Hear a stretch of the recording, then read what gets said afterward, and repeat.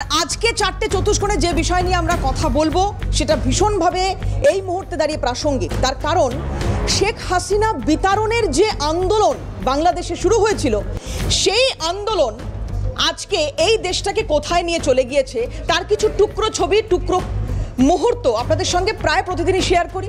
আর আজকে যে খবর দেব, মানে এই দেশটা অর্থাৎ বাংলাদেশ, যে দেশটাকে এই মুহূর্তে তাদের বড় দাদা মনে করছে, সেই বড় দাদা অর্থাৎ পাকিস্তান, সেখানে কি অবস্থা সেই খবর দেখাবো আপনাদের। Jack olive oil body oil, কবিতার মতো ত্বক, জাগায় মনে নতুন সুর।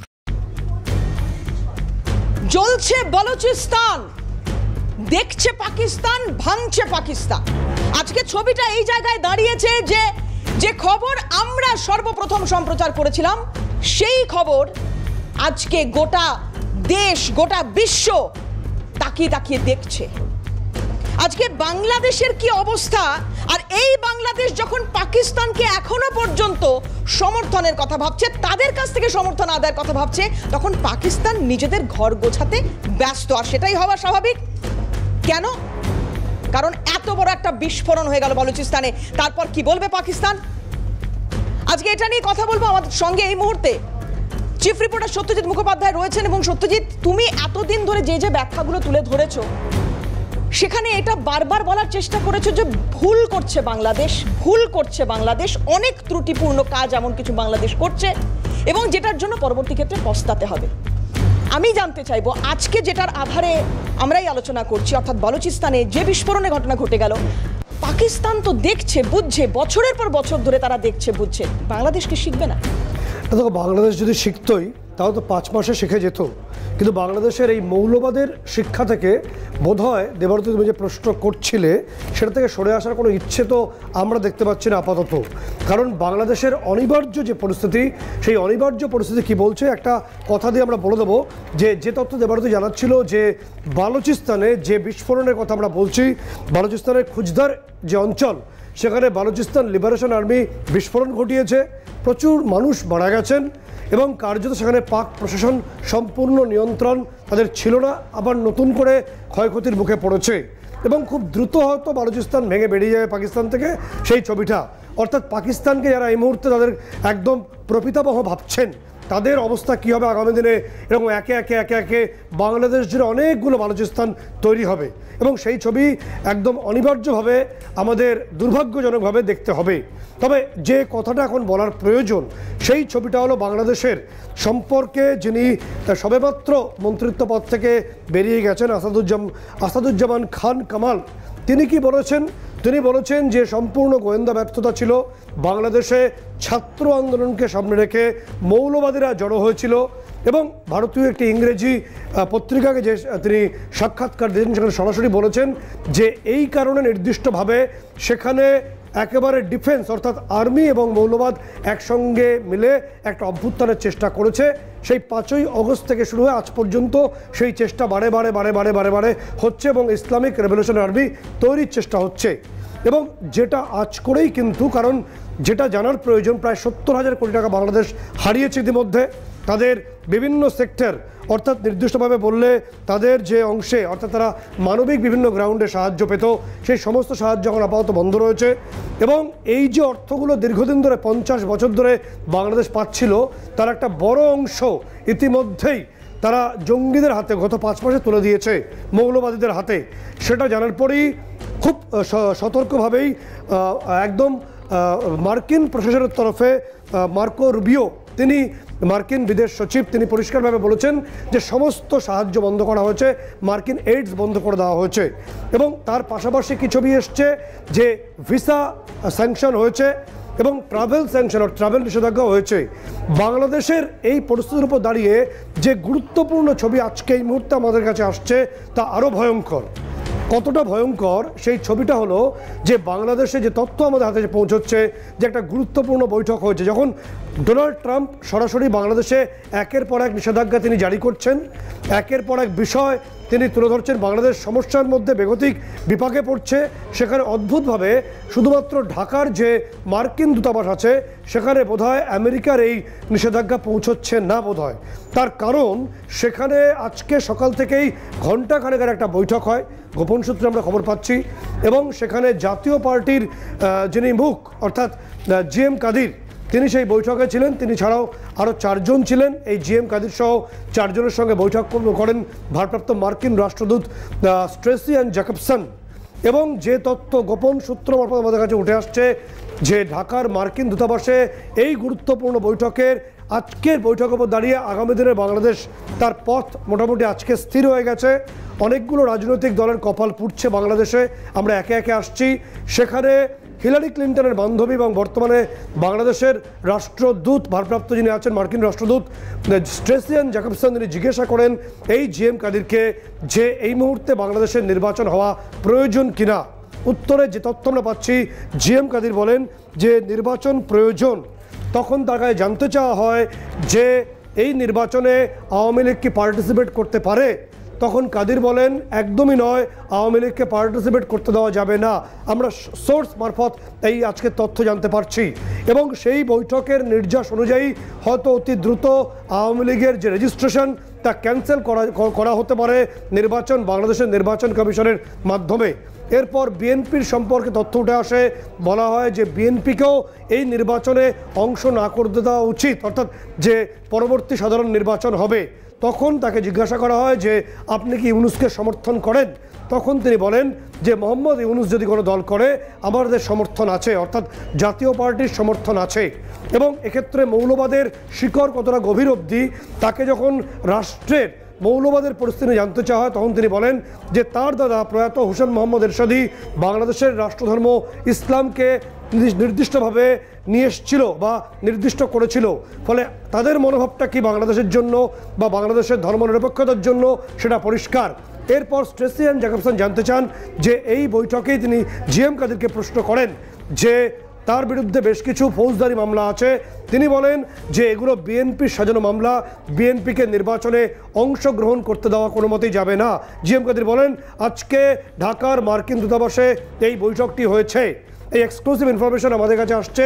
এবং দুদিন আগেই 22শে জানুয়ারি যখন আইএসআই টিমটা অর্থাৎ পাকিস্তানের যে গোয়েন্দা এজেন্সি আইএসআই যে টিমটি ছিল ঢাকাতে, তাদের সঙ্গে গুলশানে জাতীয় পার্টির একজন আইনজীবী নেতা তার বাড়িতে যে বৈঠকটি হয় আইএসআই অফিসারদের সঙ্গে, সেই বৈঠকে জিএম কাদির এবং তার যে স্ত্রী শরীফা কাদির এই দুজনে উপস্থিত ছিলেন বলে বিভিন্ন গোয়েন্দা সূত্র এবং সোর্স মারফত আমরা জানতে পারছি।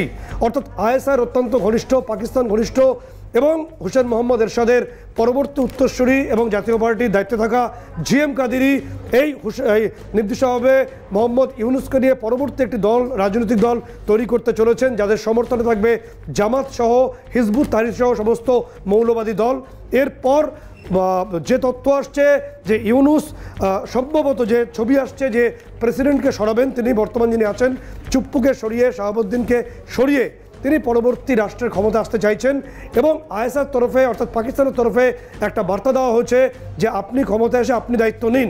পাকিস্তানের যে চালটা এখানে গোয়েন্দা রিপোর্ট অনুসারে উঠে আসছে যে এই যে মৌলবাদ এবং সেনা, কারণ মার্কিন নীতি হলো যদি কোনো দেশে সেনা মৌলবাদের সঙ্গে মিশে যায় সেই সেনাকে নিষেধাজ্ঞার মধ্যে আনতে হবে, সেটা রিপাবলিক বা ডেমোক্র্যাট উভয়ের ক্ষেত্রেই একই সিদ্ধান্তই হবে, এটা মার্কিন লয়ের মধ্যে পড়ে যায়। ফলে বাংলাদেশের সেনা যেই মুহূর্তে মার্কিন নিষেধাজ্ঞার আওতায় আসতে পারে বলে মনে করা হচ্ছে একটা রিপোর্ট অনুসারে, সেই মুহূর্তে তারা রাষ্ট্রসংঘের শান্তি মিশন থেকে সরে আসবে এবং এখান থেকে বাংলাদেশ কয়েক হাজার কোটি বা কয়েকশো কোটি ডলার উপার্জন করে। বাংলাদেশ চললেই সেখানে সুরসুর করে পাকিস্তান তাদের সেনা পাঠাবে, যেহেতু ভিখিরি রাষ্ট্র পাকিস্তান সেনা চালানোর ক্ষমতা তাদের হাতে নেই, তারা বাংলাদেশকে এই চালে ফেলে তাদের সেনাকে যে রাষ্ট্রসংঘের যে শান্তি রক্ষা মিশন সেখানে পাঠাতে চাইছে। ফলে এই যে সেনা নির্বাহ করার যে প্রচুর পয়সা প্রয়োজন হয় সেটা পাকিস্তান এই আন্তর্জাতিক স্তরে ভাড়া খাটিয়ে পেয়ে যাবে। এই প্ল্যানিং এগোচ্ছে। তার পাশাপাশি দেবরতী বলবো যে ছবিটা উঠে আসছে যে একই সঙ্গে তুমি দেখবে গত রাত থেকেই যে ঢাবির সঙ্গে বাংলাদেশ জুড়ে বিভিন্ন শিক্ষা প্রতিষ্ঠানের যে ব্যাপক সংঘর্ষ, সেখানে হাসনাত আবদুল্লাহ যে বড় বড় কথা বলেছিল সেও নিজে হেনস্থা হয়েছে। ইউনূস বিরোধী একটা মন্তব্য উঠে এসছে, একটা নৈরাজ্যের পরিস্থিতি। এবং তুমি যেটা বলছো যে খুব গুরুত্বপূর্ণ এই বৈঠকটা, কিন্তু এটাও তো দেখতাম যে ইউনূস বিরোধী স্লোগান ইতিমধ্যে উঠছে এবং সেই স্লোগানটা ছাত্ররাই দিচ্ছেন। তাহলে বাংলাদেশের আগামীটা কি হবে সেইটার জন্য যারা নিজেদের মধ্যে বৈঠক করছেন, এই গুরুত্বপূর্ণ বৈঠক ঢাকায় অনুষ্ঠিত হয়েছে তুমি যেটা বলছো, তারা কি বিন্দুমাত্র ভাবছেন না যে এত বছরের যে আন্দোলনটা, এত বছরের একটা সরকারকে সরিয়ে দিতে পারে, তারা আগামী দিনে সেই জনমানুষের বা সেই ছাত্র সমাজের কোনো রকম আবেদন বা তাদের কোনো রকম দাবি সেইগুলো না মেনে নিজেদের মধ্যে বৈঠক করে একটা নির্বাচন যদি অনুষ্ঠিত করতে যায়, তাহলে তাদেরকে কতটা চাপের মুখে পড়তে হতে পারে? এই সরকারকেও তো উৎখাত করার ক্ষমতা এই ছাত্র আন্দোলনের মাধ্যমে আবার তৈরি হতে পারে বাংলাদেশে। একদমই ছাত্র আন্দোলন আমরা বাংলাদেশের ক্ষেত্রে দেখেছি এবং সার্বিকভাবে সে আন্দোলন একটা অংশকে বুঝিয়ে দিয়েছিল। তবে এখন যা পরিস্থিতি, ছাত্রদের একটা বড় অংশ চাইছে যে এই মৌলবাদ নিপাত যাক, যে কারণে হাসনাত আবদুল্লাহ যে ইতিমধ্যেই মৌলবাদীদের হাতে তাস চেলে ফেলেছে বা মৌলবাদীদের তামাক খেয়ে ফেলেছে, সেও গতকাল রাতের যে ছবি আমাদের স্ক্রিনে আমরা দেখাচ্ছি, তিনি নিজে হেনস্থার শিকার হয়েছিলেন। এবং একই সঙ্গে যে ছবি আসছে যে এই ছাত্র আন্দোলন হয়তো আবারও বাংলাদেশের ক্ষেত্রে অনিবার্য ছবি হতে চলেছে এবং এই বাংলাদেশ হয়তো একটা বৃহত্তর জনসংখ্যা বা বৃহত্তর গোষ্ঠী রাস্তায় নামবে। এবং যে ছবি একদম প্রকট হয়ে উঠছে যে একটি দীর্ঘদিনের এবং বাংলাদেশের মুক্তিযুদ্ধ বা বাংলাদেশের স্বাধীনতার সঙ্গে যাদের সর্বপ্রথম অগ্রাধিকার আওয়ামী লীগ, তাদেরকে তাদের রেজিস্ট্রেশন বাতিলের যে গোপন ষড়যন্ত্র সিএন প্রথম জানাচ্ছে দর্শকদের। আজকে বাংলাদেশের যে মার্কিন দূতাবাস, সেখানে বসে স্ট্রেসি অ্যান্ড জ্যাকবসন, কারণ যতক্ষণ না পর্যন্ত পরবর্তী মার্চ এপ্রিলে ডোনাল্ড ট্রাম্প তার তরফে নতুন করে বাংলাদেশের যে মার্কিন রাষ্ট্রদূত পাঠাতে পারবেন, ততক্ষণ অবধি এই খোলা মাঠে খেলবে বাইডেন প্রশাসনের অন্যতম গুটি বা হিলারি ক্লিন্টন বা যে ক্লিন্টন ফাউন্ডেশনের অন্যতম ঘনিষ্ঠ বলে পরিচিত এই স্ট্রেসি অ্যান্ড জ্যাকবসন। ফলে স্ট্রেসি অ্যান্ড জ্যাকবসনের সঙ্গে জিএম কাদিরের যে বৈঠক হয়, সেই বৈঠকে বাংলাদেশের আগামী সময়টা মোটামুটি আজকে স্থির হয়েছে। কি স্থির হয়েছে? বাংলাদেশে আওয়ামী লীগের রেজিস্ট্রেশন বাতিল করার জন্য একটা ন্যারেশন তৈরি করা হবে, একটা প্লট রেডি করা হবে। একই সঙ্গে বিএনপির অধিকাংশ লিডারকে বিভিন্ন ধরনের মামলা মোকদ্দমা দেওয়া হবে, তাদেরকে দেশত্যাগী করে দেওয়া হবে। রইল বাকি খোলা মাঠ, জামাত রইল, হিজবুত তাহরির রইল, আইসিস রইল, আল কায়দা রইল, আর রইল লুঙ্গি বাহিনী। এদেরকে নিয়ে জিএম কাদির তার দাদার তৈরি করা যে জাতীয় পার্টি, যে যারা বাংলাদেশের ধর্মনিরপেক্ষ শব্দটিকে তুলে দিয়ে তা একটি নির্দিষ্ট ধর্মকে সেখানে ইনস্টল করেছিল, তাদের নামে দেশ পরিচালনা করেছিল, সেই দলটির মাথায় জিএম কাদির তিনি চাইছেন যে এবার এই সুদ ব্যবসায়ী মোহাম্মদ ইউনূসকে নিয়ে একটা নতুন রাজনৈতিক দল, কারণ 2007 সালে ইউনূস জনশক্তি নামে একটি রাজনৈতিক দল শুরু করেছিলেন এবং তার পরবর্তী সময় তিনি চেষ্টা করেছিলেন, পারেননি। এইবার তার সুবর্ণ সুযোগ ইউনূসকে সামনে রেখে, যেহেতু তার আন্তর্জাতিক ফেসটা মোটামুটিভাবে এখনও পর্যন্ত হাফ মৌলবাদী হাফ কালিমালিপ্ত হয়েছে বলে মনে করছে, ফলে ওই যেটুকু আছে ওটুকুকে নিয়েই তারা এই পরবর্তী সরকারটা রেডি করতে চাইছে। এক্ষেত্রে আইএসআইয়ের নির্দেশ পুরোপুরি আছে। স্ট্রেসি অ্যান্ড জ্যাকবসন তিনি ডিপ স্টেটের মেম্বার এবং 22শে জানুয়ারি গুলশানে যে বৈঠক হয়, যেখানে জিএম কাদির এবং তার ওয়াইফ শরীফা কাদির আইএসআই অফিসারদের সঙ্গে বসে পুরো প্লটটা রেডি করেছিলেন এবং তারপরই বার্তা যায় যে ইউনূসের কাছে যে আপনি ফিরে আসুন, আপনাকে আমরা নির্বিঘ্নে রাষ্ট্রের দায়িত্ব দেব। এই আইএসআইয়ের বার্তা যাওয়ার পরে ইউনূস আবার সুরসুর করে ফিরে এসছেন, অর্থাৎ পরবর্তী তার যে সুযোগকে সদ্ব্যবহার করতে বা এই যে লোভের যে একটা সিংহাসনে তিনি বসতে। দেবরতী কতটা কি হবে এই মুহূর্তে বলা মুশকিল, তবে গোটা বিষয়টা বাংলাদেশের দুটি রাজনৈতিক দল বিএনপি এবং আওয়ামী লীগের জন্য খুব ভালো নয়, খুব ভালো ছবি নয়। একদমই। এই মুহূর্তে আমাদের সঙ্গে আন্তর্জাতিক সম্পর্ক বিশেষজ্ঞ দেবাশিস নন্দী রয়েছেন। দেবাশিস বাবু, আপনাকে স্বাগত জানাই। আমার সঙ্গে চিফ রিপোর্টার সত্যজিৎ মুখোপাধ্যায় রয়েছেন। সত্যজিৎ, তোমার প্রশ্ন। দেবাশিসবাবু, যে বিষয়টা আসছে, যে কিছু আগে আমাদের কাছে যে খবর এসে পৌঁছচ্ছে যে ঢাকার যে মার্কিন দূতাবাস রয়েছে, সেই মার্কিন দূতাবাসে একটি গোপন বৈঠক হয়েছে আজকে সকালেই। জিএম কাদির, যিনি জাতীয় পার্টির দায়িত্বে রয়েছেন, সেই জিএম কাদিরের সঙ্গে স্ট্রেসি অ্যান্ড জ্যাকবসনের সেখানে পরিষ্কারভাবে বলা হয়েছে যে বিএনপি এবং আওয়ামী লীগকে মাইনাস করে একটি রাজনৈতিক দল ফর্ম করার কথা, যেটা জিএম কাদির থাকবেন এবং একই সঙ্গে থাকবেন মোহাম্মদ ইউনূস এবং মৌলবাদীদের বিভিন্ন আস্ফালন থাকবে। এক্ষেত্রে আওয়ামী লীগের যে রেজিস্ট্রেশন, সেটা সম্ভবত বাতিল করার হতে পারে, ন্যারেশন রেডি করা হয়েছে। কতটা বিপজ্জনক স্টেপ বাংলাদেশ নিতে চলেছে? খুবই বিপজ্জনক হবে এটা। দেখুন, ইউনূস ক্ষমতা আসার পরে ওনার পরিকল্পনা ছিল মানে আওয়ামী লীগ এবং এখন মাইনাস বিএনপি একটা বাংলাদেশের একটা নতুন রাজনৈতিক কাঠামো তৈরি করা, এবং সেখানে ইউনিস এবং আরো অন্যান্য মানে যারা এই আন্দোলনে যুক্ত ছিলেন তারা মিলে একটা রাজনৈতিক দল গঠন করবে। এই জন্য কিন্তু তিনি বারবার সময় বাড়াচ্ছিলেন, নির্বাচন কবে হবে সদুত্তর দিতে পারেননি, অর্থাৎ তিনি টাইম নিয়ে তিনি রাজনৈতিক দল গঠন করার পরিকল্পনা করছেন। এটা হলে কিন্তু বাংলাদেশের যে মানে গণতন্ত্রের কাঠামো এবং বাংলাদেশের রাজনৈতিক ইতিহাস সেটা পুরো ধূলিসাৎ হয়ে যাবে। কারণ আওয়ামী লীগকে ছাড়া বাংলাদেশে কল্পনা করা যায় না, যে দলটি আপনাদের স্বাধীনতা পেয়েছে বাংলাদেশ, পরবর্তীকালে বিএনপি জিয়াউর রহমানের নেতৃত্বে 80 দশকে হয়েছে। তো এর আগে এরপরে এরশাদ হোসেন মোহাম্মদের সাথে দল জাতীয় পার্টিও হয়েছে, সেটাকে তো মানে জ্বালিয়ে পুড়ে দিয়েছে অফিস।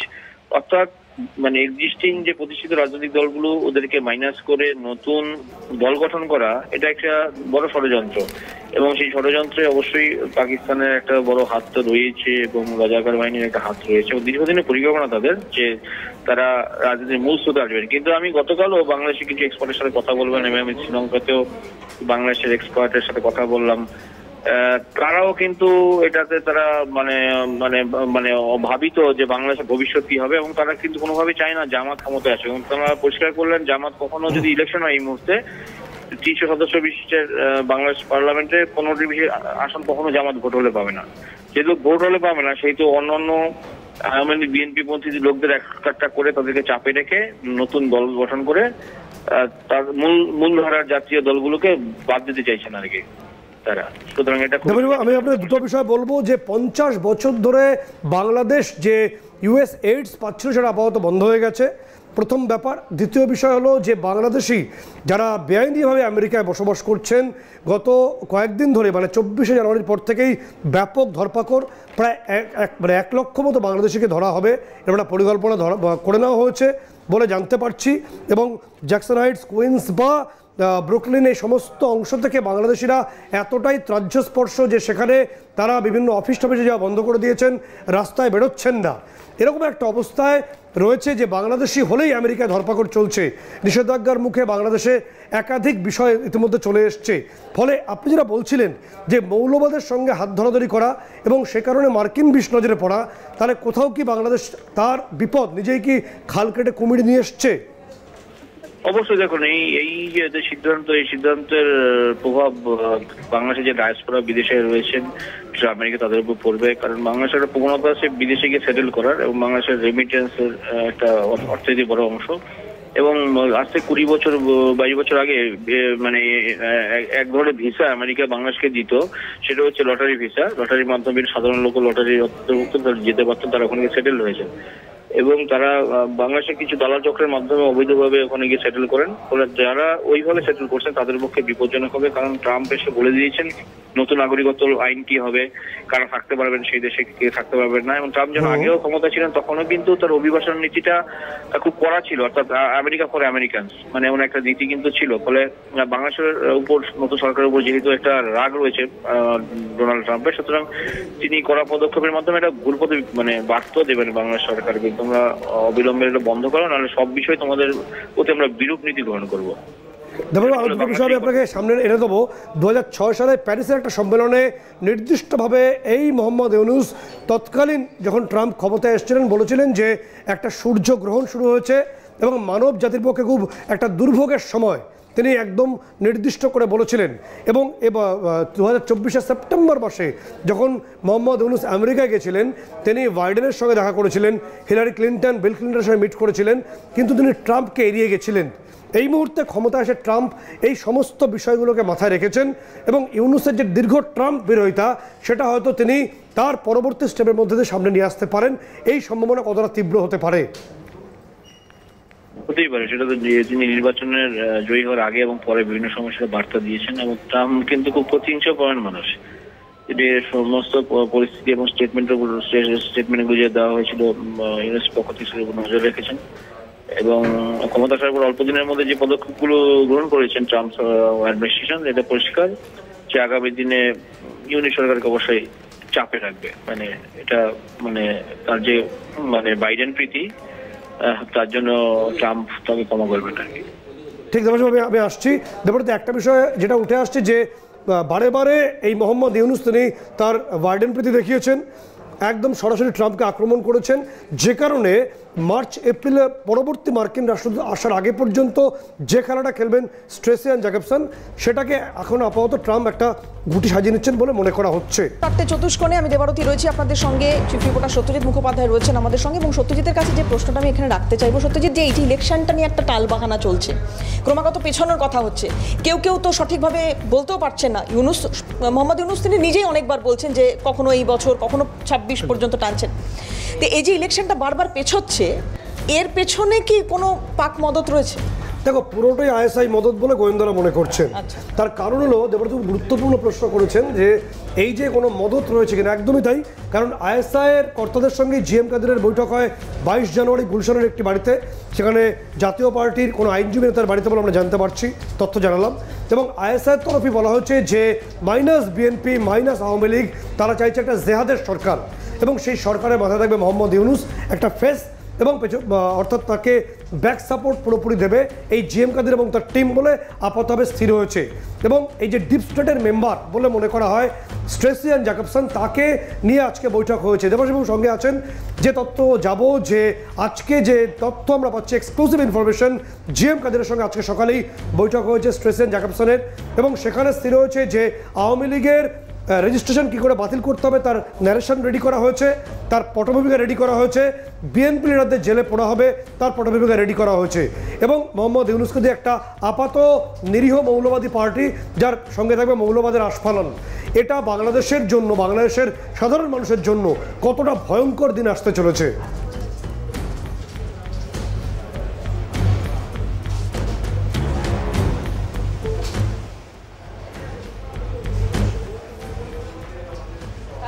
দেবাশিসবাবু শুনতে পাচ্ছেন? দেবাশিসবাবু শুনতে পাচ্ছেন? না, সম্ভবত সংযোগ বিচ্ছিন্ন হয়েছে। যে তথ্য আমরা জানানোর চেষ্টা করবো দেবরতী, যে আজকে যে ছবিটা উঠে আসছে খুব মারাত্মক ছবি, কারণ আজকে মার্কিন প্রশাসনের যে নির্দিষ্ট ছবিটা কি, যে বাংলাদেশের বিরুদ্ধে একের পর এক স্যাংশন নিয়ে আসছে, সেখানে একমাত্র অন্য ছবি হলো এই মার্কিন দূতাবাসের ঢাকায় রয়েছে স্ট্রেসিয়ান জ্যাকবসন। তিনি বৈঠক করেছেন, এবং বৈঠকে তিনি বলেছেন যে কিভাবে বাংলাদেশে যে রাজনৈতিক দলগুলোকে মাইনাস করে মৌলবাদের সরকারকে সেখানে ইনস্টল করতে হবে।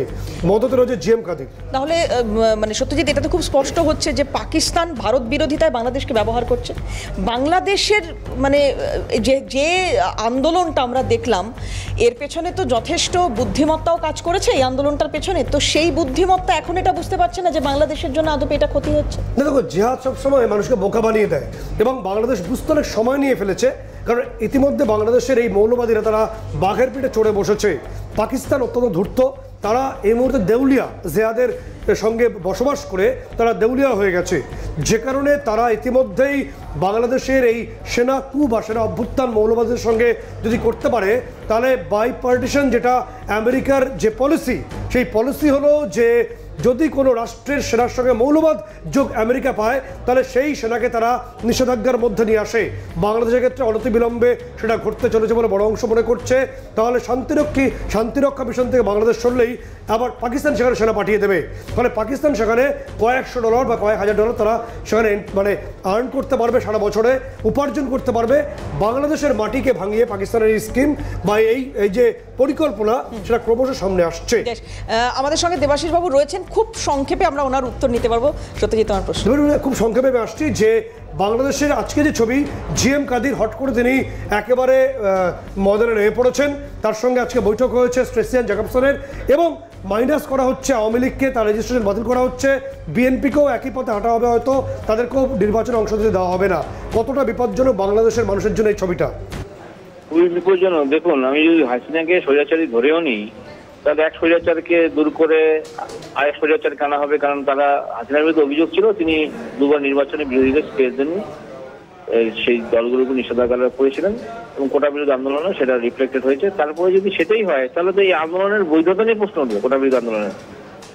আর একটা গণঅভ্যুত্থান হবে, বারবার বলতে পারছেন, আরেকটা বড় গণঅভ্যুত্থান বাংলাদেশে হবে। এবং যে পাকিস্তান মদত দিচ্ছে, পাকিস্তান সাধারণ মানুষই চায় না বাংলাদেশের সেনাদের পাকিস্তান সেনা হেল্প করুক। ঠিক আছে, ঠিক। এবং কি একদম দেবাশিস বলছিলেন যে পাকিস্তান নিজেও এই শরিক হয়েছে, কিন্তু ক্রমশ দেবারতী তাদেরও সরে আসতে হবে। এবং আরও একটা গণ অভ্যুত্থান আমরা দেখব, যেই গণ অভ্যুত্থানের মাধ্যমে এই মৌলবাদী সরকারটা হয়তো উৎখাত হবে। এবং গতকালের রাতের যে ছাত্র আন্দোলন, যেখানে হাসনাতকে একেবারে অপদস্থ হতে হয়েছে, সেটা সেই ছবিটাকে সূচিত করেছে। এটা হয়তো আশারও ছবি একটা। একদমই তাই।